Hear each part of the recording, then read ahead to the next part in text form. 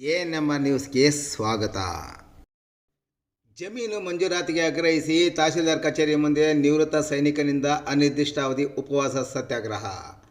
ಸರ್ಕಾರದಿಂದ ಜಮೀನು ಮಂಜೂರು ಮಾಡಿಸಿಕೊಳ್ಳುವ ಸಲುವಾಗಿ ನಿವೃತ್ತ ಸೈನಿಕರ ಮತ್ತು ವಿವಿಧ ಸಂಘಟನೆಗಳ ಸಹಕಾರದಿಂದ ಅನಿರ್ದಿಷ್ಟಾವಧಿ ಉಪವಾಸ ಸತ್ಯಾಗ್ರಹವನ್ನು ಕೈಗೊಂಡಿರುವ ಚಿಂತಾಮಣಿ ತಾಲೂಕಿನ ರಾಯಪಲ್ಲಿ ಗ್ರಾಮದ ನಿವೃತ್ತ ಸೈನಿಕ ಶಿವಾನಂದ ರೆಡ್ಡಿ. ತಾಲೂಕಿನ ರಾಯಪಲ್ಲಿ ಗ್ರಾಮದ ಶಿವಾನಂದ ರೆಡ್ಡಿ ಕಳೆದ 17 ವರ್ಷಗಳ ಕಾಲ ಭಾರತೀಯ ಸೈನ್ಯದಲ್ಲಿ ಸೇವೆ ಸಲ್ಲಿಸಿ ಕಾಲಿಗೆ ಪೆಟ್ಟು ಬಿದ್ದ ಕಾರಣ ಸೈನ್ಯದಿಂದ ನಿವೃತ್ತಿಯಾಗಿದ್ದು ಅವರಿಗೆ ಕಾನೂನಿನಂತೆ ದೊರೆಯಬೇಕಾದ ಜಮೀನಿಗಾಗಿ ಉಪವಾಸ ಸತ್ಯಾಗ್ರಹ ಮಾಡುವಂಥ ದುಸ್ಥಿತಿ ಎದುರಾಗಿದೆ.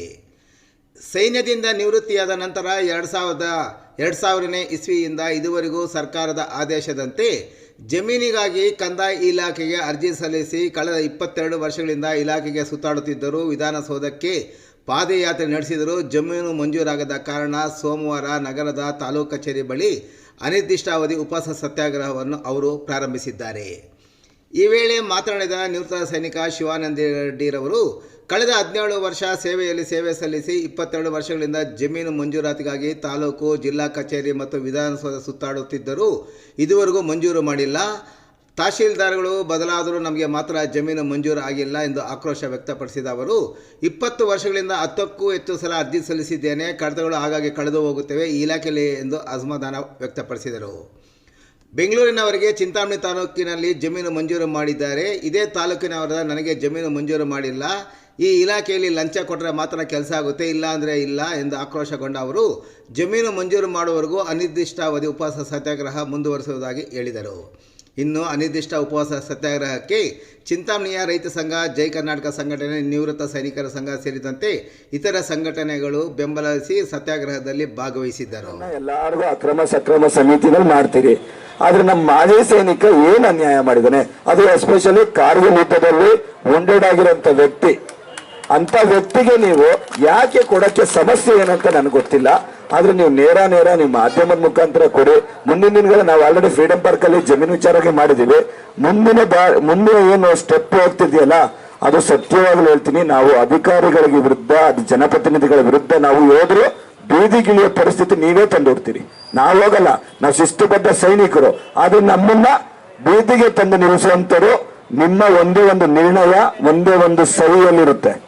ನಿಮ್ಮ ನಿರ್ಣಯ ಏನಕ್ಕೆ ಅಂದ್ರೆ ನಾನು ಹೇಳ್ತೀನಿ, ನಿಮ್ಮ ಆತ್ಮಸಾಕ್ಷಿ ಮೇಲೆ, ನಿಮ್ಮ ಎದೆ ಮೇಲೆ ದೇಶ ಪ್ರೇಮ ಅನ್ನೋದು ಬ್ಲಡ್ ಏನಾರು ಹರಿತಿದ್ರೆ ನಮ್ಮ ಸೈನಿಕನಿಗೆ ಯಾವುದೇ ಒಂದು ಏನು ಷರತ್ತುಗಳಿಲ್ಲದೆ ಅವ್ರಿಗೇನು ಕಾನೂನುಬದ್ಧವಾಗಿ ಏನಿದೆ ಅದನ್ನ ಅವ್ರು ಆಲ್ರೆಡಿ 20 ವರ್ಷದಿಂದ ಆ ಜಾಗವನ್ನ ಸರ್ವೆ ಮಾಡಕ್ಕೆಲ್ಲ ದುಡ್ಡು ಕೇಳ್ತಾರೆ, ದುಡ್ಡು ಕೊಟ್ರೆ ಮಾಡ್ಕೊಡ್ತೀನಿ ಅನ್ನೋ ಪರಿಸ್ಥಿತಿ ನಿರ್ಮಾಣ ಆಗಿದೆ. ಅಂದ್ರೆ ಇವಾಗ ಅವ್ರು ದುಡ್ಡು ಕೊಟ್ರೆ ಮಾಡ್ಕೊಡ್ತಾರೆ, ದುಡ್ಡು ಕೊಡಲಿಲ್ಲ ಅಂದ್ರೆ ಯಾವ ರೀತಿ ನಾವು ಅಧಿಕಾರಿಗಳು ಈ ಒಂದು ಸೈನಿಕನಿಗೆ ನ್ಯಾಯ ಕೊಡ್ತಿದ್ರಿ ಅಂತ ನಂಗೆ ಅರ್ಥ ಆಗ್ತಿಲ್ಲ.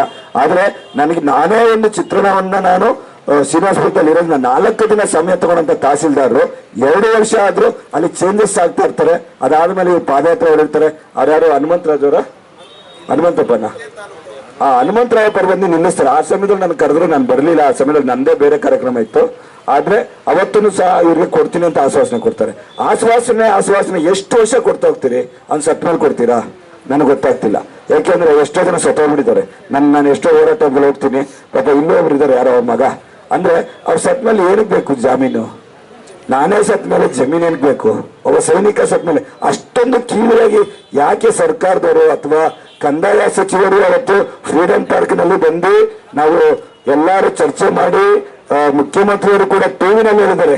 ಫಸ್ಟ್ ಮುಖ್ಯಮಂತ್ರಿ ಅವರು ಪದವಿ ಸ್ವೀಕರಣೆ ಮಾಡಿದಾಗ ಒಂದು ಟಿವಿನಲ್ಲಿ ಹೇಳ್ತಾರೆ, ಸ್ಪಾಟ್ ಅಲ್ಲಿ ಅದನ್ನ ದಾವಣಗೆರೆ ಒಬ್ರು ಮಹಾಂತೇಶ್ ಡಿಸಿ ಅವ್ರಿಗೆ ಹೇಳ್ತಾರೆ, ಸ್ಪಾಟ್ ಅಲ್ಲಿ ಅವ್ರಿಗೆ ಜಮೀನ್ ಕೊಡಿ ಅಂದ್ಬಿಟ್ಟು 24 ಗಂಟೆ ಸಮಯದಲ್ಲಿ ಅವ್ರಿಗೆ ಮಂಜೂರಿ ಮಾಡ್ಕೊಡ್ತಾರೆ. ಅಂದ್ರೆ ನನ್ಗೆ question mark sir, Ramanareddy sir ಆದೇಶ ಮಾಡ್ತೀರಿ, ಆದ್ರೆ 20 ವರ್ಷ ಆದ್ರೂ ನಮ್ಮ ಒಬ್ಬ ಸೈನಿಕನಿಗೆ ಏನಕ್ಕೆ ಮಾಡಲ್ಲ ಅಂತ ನನ್ಗೆ ರೀಸನ್ ಹೇಳ್ಬಿಡಿ ಸರ್. ನಾವು ಯಾರು ಕೂಡ ಜಮೀನ್ ಅಂತ ಬಂದು ಎಲ್ಲಾರು ದುಡ್ಡಾಗಿ ಮಾಡ್ಕೊಂತವ್ರೆ. ಮೇನ್ ನಮ್ ಸಮಸ್ಯೆ ಇರೋದಂದ್ರೆ ಜಮೀನ್ ಕೊಡ್ತೀವಿ ಜಿಲ್ಲಾ ಅನ್ಬಿಡಿ, ಯಾರು ದುಡ್ಡು ಕಳ್ಕೊಳಲ್ಲ. ಯಾಕೆಂದ್ರೆ ನಿವೃತ್ತಿಯಿಂದ ಪೆನ್ಷನ್ ಬರೋ ದುಡ್ಡೆಲ್ಲ RI ಅಥವಾ ಸರ್ವೇಯರು ಅಥವಾ ಯಾರೋ ಇವತ್ತಿನ ಸಿಸ್ಟಮ್ ಹೆಂಗಾಗಿದೆ ಅಂದ್ರೆ ಚೈನ್ ಸಿಸ್ಟಮ್. ಇಲ್ಲಿಂದ ಹೋರ್ ಅಲ್ಲಿ, ಅಲ್ಲಿಂದ ಹೋರ್ ಇಲ್ಲಿ, ಇಲ್ಲಿಂದ ಒಂದು ಅಲ್ಲಿ ಹೋಗಿ ಪಾಪ ದುಡ್ಡುಗಳು ಹಾಳು ಮಾಡ್ಕೊಂಡು ಎಷ್ಟೋ ಹೆಣ್ಮಕ್ಳು ನಮ್ಮ ವಿಧವೆಯರು ವೀರನಾರಿಯರು ಸುಮಾರು ದುಡ್ಡು ಕೊಟ್ಟು ಅವ್ರ ಜೀವನನೇ ನಡೆಸಲಿರುವಂತ ಪರಿಸ್ಥಿತಿ ನಿರ್ಮಾಣ ಆಗಿದೆ. ಇವತ್ತು ದಿನ ನಾವಿಲ್ಲಿ ಕೂತಿದ್ದೀವಿ, ನಾಳೆ ರೋಡಲ್ಲಿ ಕುತ್ಕೊಂಡ್ರೆ ಏನ್ ಸರ್ಕಾರಕ್ಕೆ ಏನ್ ಗೌರವ ಇರುತ್ತೆ, ಅಧಿಕಾರಿಗಳಿಗೆ ಏನ್ ಗೌರವ ಇರುತ್ತೆ? ನಾವೊಬ್ರು ಏನು ದೇಶಕ್ಕೋಸ್ಕರ ತ್ಯಾಗ ಬಲಿದಾನ ಮಾಡಿದಂತ ವೀರ ಯೋಧರಿಗೆ ಇವರೊಬ್ರು ಹೀರೋ. ಆಕ್ಚುಲಿ ಒಂದು ಚಿಂತಾಮಣಿಗೆ ನಾನು ಹೇಳ್ತೀನಿ ಚಿನ್ನ, ಯಾಕೆಂದ್ರೆ ಪ್ರಾಮಾಣಿಕ ಯೋಧ ಕಾರ್ಗಿಲ್ ಹೀರೋ ಅಂದ್ರೆ ಅವ್ನಿಗೆ ಎಷ್ಟು ಹುಡುಕ್ಬೇಕು. ಕಾರ್ಗಿಲ್ ದಿವಸ ಕಾರ್ಗಿಲ್ ಹೀರೋ ಯಾರಪ್ಪ ಅಂತ ಹುಡುಕ್ತಾ ಇರ್ತಾರೆ, ಯಾಕೆ ಸಾಲ ಹಚ್ಚಕ್ಕೆ ಸನ್ಮಾನಕ್ಕಷ್ಟೇ. ಆದ್ರೆ ನಿಜವಾದ ದೇಶ ಪ್ರೇಮ, ತಾವೆಲ್ಲ ವಿದ್ಯಾವಂತರು, ಆ ಒಂದು ದೇಶ ಪ್ರೇಮ ಅನ್ನೋದಕ್ಕೆ ನೀವೆಲ್ಲ ಓದಿದ್ರಿ, ತಿಳ್ಕೊಂಡು ನಮ್ಗಿನ್ನ ಜಾಸ್ತಿ ತಿಳ್ಕೊಂಡಿರೋಂಥವ್ರು, ನಮ್ಗಿನ್ನ ಜಾಸ್ತಿ ಓದಿರೋಂಥವ್ರು, IAS KS ಮಾಡಿರೋಂಥ ಅಧಿಕಾರಿಗಳು, ಒಬ್ಬ ಸಾಮಾನ್ಯ ಒಬ್ಬ ಸೈನಿಕ 20 ದಿನ ಕಾಯಿಸಿದ್ರಲ್ಲ, ಅದಕ್ಕೆ ನನಗೆ ನೋವಾಗ್ತಿದೆ. ಸೈನಿಕರಿಗೆ ಯಾವುದೇ ಕಾರಣಕ್ಕೂ ನೀವು ಅಗೌರವ ಸೂಚುವಂತ ಕೆಲಸ ಮಾಡಬಾರ್ದು. ಆ ಮುಂದಿನ ನೀವು ಏನ್ ತೀರ್ಮಾನ ತಗೊಂತೀವಿ ಅದ್ರ ಮೇಲೆ ನಾವು ನೀವು ಬಿಡ್ತೀವಿ ಅಂತ ಹೇಳ್ತಾ ಎಲ್ಲರ ನಮ್ಮ ಅಖಿಲ ಕರ್ನಾಟಕ ಮಾಜಿ ಸೈನಿಕರ ಸಂಘದ ಪರವಾಗಿ ಹಾಗೂ ಜಿಲ್ಲಾ ಮಾಜಿ ಸೈನಿಕರ ಸಂಘದ ಪರವಾಗಿ ಹಾಗೂ ಎಲ್ಲ ಅಕ್ಕಪಕ್ಕದ ಜಿಲ್ಲಾ ಸೈನಿಕರು ಎಲ್ಲ ಬಂದ್ಸರಿ ಅವರ ಪರವಾಗಿ ನಾನು ಇದು ಕೇಳ್ಕೊಂತೀನಿ ಸರ್. ಬರ್ತಾರೆ, ಅವ್ರು ಬರೋವರೆಗೂ ವೆಯ್ಟ್ ಮಾಡಿ ಅಂತಂತಂದ್ರು. 1 ಗಂಟೆವರೆಗೂ ವೆಯ್ಟ್ ಮಾಡಿದೆ. 2 ರಿಂದ 3 ಸತಿ ನಾನು ನಮ್ಮವ್ರನ್ನ ಕಳ್ಸಿಕೊಟ್ಟಿದ್ದೀನಿ. ಇಲ್ಲಿ ಕಳ್ಸಿಕೊಟ್ಟು ನೋಡಿ ಬಂದಿದಾರ, ಹೋಗೋಣ ಮಾತಾಡೋಣ ಅಂತ ಕರೆದೆ. ಇಲ್ಲ ಸರ್ ಅವ್ರು ಬರ್ಲಿ, ನಾನು ಮಾತಾಡೋಣ ಅಂತಂದ್ರು. ಹಂಗಾಗ್ಬಿಟ್ಟು 1 ಗಂಟೆವರೆಗೂ ವೆಯ್ಟ್ ಮಾಡಿದೆ. ಇದಕ್ಕಿಂತ ಮೊದಲು ನಾನು ಏನು ಅಂತಂದ್ರೆ ಯಾವುದೋ ಒಂದು ಹಳ್ಳಿಯಲ್ಲಿ ಇವತ್ತು ಬರ್ತೀನಿ ಅಂತ ಅಂದ್ಬಿಟ್ಟು ಹೇಳಿದ್ದೆ. ಹಂಗಾಗಿ ಅವ್ರನ್ನೂ ಕಾಯಿಸ್ದಂಗಾಯ್ತು 1 ಗಂಟೆವರೆಗೂ. ಅಲ್ಲಿ ಜಾಸ್ತಿ ಒಂದು ಇದಾಗಿದ್ದ ಕ್ರೌಡ್ ಆಗಿರೋದ ಕಾರಣ ನಾನು ಹೋಗ್ಲೇಬೇಕಾಯ್ತು. ಆಗ್ಲೂ ಬಂದು ಕೇಳ್ಕೊಂಡು ಹೋಗಿದ್ದೀನಿ, ನೀವೇ ಸಾಕ್ಷಿ ಇದ್ದೀರಾ ಅಲ್ವಲ್ಲ, ಕೇಳ್ಕೊಂಡು ಹೋಗಿದ್ದೀನಿ. ಅಷ್ಟೊತ್ತರೆಗೂ ಇನ್ನೂ ಬಂದಿಲ್ಲ ಅಂದರು. ಸರಿ ಒಂದು ಅರ್ಧ ಗಂಟೆಯಲ್ಲಿ ಮುಗಿಸ್ಕೊಂಡು ಬರೋಣ ಅಂತಂದೆ. ಅಲ್ಲಿ ಜಾಸ್ತಿ ಜನ ಕ್ರೌಡ್ ಇದ್ದಿದ್ದರಿಂದ, ಆ ಸಮಸ್ಯೆಗಳು ಜಾಸ್ತಿ ಇದ್ದಿಂದ ಲೇಟ್ ಆಯ್ತಲ್ವಾ. ಅಷ್ಟೇ ಬಿಟ್ಬಿಟ್ರೆ ತಮ್ಮನ್ನು ಯಾರನ್ನೂ ಇದು ಮಾಡಲಿಲ್ಲ. ಮಾಜಿ ಸೈನಿಕರು ಇರ್ಬೋದು, ನೀವು ಸೈನಿಕ ಕೆಲಸ ಮಾಡಿರೋದ್ರಿಂದ ನಾವೆಲ್ಲ ದೇಶದಲ್ಲಿರೋ ಪ್ರಜೆಗಳೆಲ್ಲನೂ ಇವತ್ತು ಇಲ್ಲಿ ಭದ್ರತೆಯಿಂದ ಸುಭದ್ರತೆಯಿಂದ ಇರೋದು, ಅದು ನಮ್ಮ ಗೌರವ. ಇದು ನೀವು ಎಷ್ಟೇ ಆಗಿರ್ಬೋದು, ನೀವು ಬೇರೆಯವ್ರನ್ನ ಯಾರನ್ನ ಕೇಳಿ, ನಾನು ಇದೇ ಮಾತು ನಮ್ಮವ್ರಿಗೂ ಹೇಳ್ತೀನಿ ಆಯ್ತಲ್ವಾ. ನಿಮಗೆ ಬೇರೆಯವ್ರಿಗೂ ಸಾಗುವಳಿ ಚೀಟಿ ಕೊಡ್ತಾ ಇದೀವಿ, ಮಾಜಿ ಯೋಧರಿಗೆ ಕೊಡಬಾರ್ದು ಅಂತ ಇಲ್ಲ. ಖಂಡಿತವಾಗ್ಲೂ ನಾನು ಜಿಲ್ಲಾಧಿಕಾರಿಗಳ ಕಚೇರಿಯಲ್ಲಿ ಅನಿರುದ್ಧ್ ಶ್ರವಣ್ ಇದ್ದಾಗ ಇದಕ್ಕೆ ಸಂಬಂಧಪಟ್ಟಂತೆ ಕೇಸ್ ವರ್ಕರ್ ನಾನೇ. ನಿಮ್ಮಲ್ಲಿ ಯಾರನ್ನ ಮಂಜೂರಾತಿ ಅವರು ಆಗಿದ್ರೆ ಗೊತ್ತಿರಬೇಕು. ಖಂಡಿತವಾಗ್ಲೂ 32 ಜನಕ್ಕೆ ಹೋರಾಟ ಮಾಡಿ ಅವಾಗ ಇಂಡಿವಿಜುವಲ್ ಆಗಿ ನಾನು ಇದು ಮಾಡಿಕೊಂಡು 32 ಜನಕ್ಕೆ ಕೊಟ್ಟಿರೋದು. ಈ ಜಿಲ್ಲೆಯಲ್ಲಿ ಯಾರನ್ನೇ ಅವ್ರು ಇದ್ರೆ ಗ್ಯಾರಂಟಿ ನನ್ನ ಇದು ಪರಿಚಯ ಇರುತ್ತೆ, ತಿಳ್ಕೊಳ್ಬೇಕು. ನನ್ನನ್ನು ಯಾರನ್ನ ಇದ್ರೆ ನೋಡಿ ಹೇಳಿ, ನಾನೇ ಮಾಡಿಸ್ಕೊಟ್ಟಿದ್ದೀನಿ. ಇಲ್ಲ ಅಂತ ಹೇಳಿ ಯಾರನ್ನ ಬೇಗ ಅದು ಅಂತಂದ್ರೆ ಅವರು ಟ್ರಾನ್ಸ್ಫರ್ ಆಗ್ತಾ ಇರೋ ಟೈಮಲ್ಲಿ ಕೂಡ ಎಲ್ಲ ಪ್ರೋಸೆಸ್ ಮಾಡಿ ಆನ್ಲೈನ್ ಎಲ್ಲ ಮಾಡಿದ್ವಿ. ಅದೆಲ್ಲನೂ ಪ್ರೋಸೆಸ್ ಮಾಡಿದ್ದು ಯಾರು ಅಂತಂದ್ರೆ ಅವ್ರ ಜೊತೆಯಲ್ಲಿ ಅದ್ರ ಶಿರಸ್ದಾರ್ ಆಗಿದ್ದವ್ರು ನಾನೇ ಆಯ್ತಲ್ಲ. ತರಿಸ್ಕೊಂಡು ಕೆಲಸ ಮಾಡಿಕೊಟ್ಟಿದ್ದೀವಿ.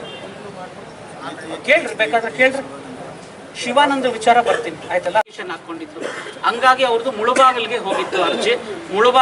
ಮುಳುಬಾಗಿಲಲ್ಲ ಶ್ರೀನಿವಾಸಪುರದಲ್ಲಿ ಹೋಗಿತ್ತು.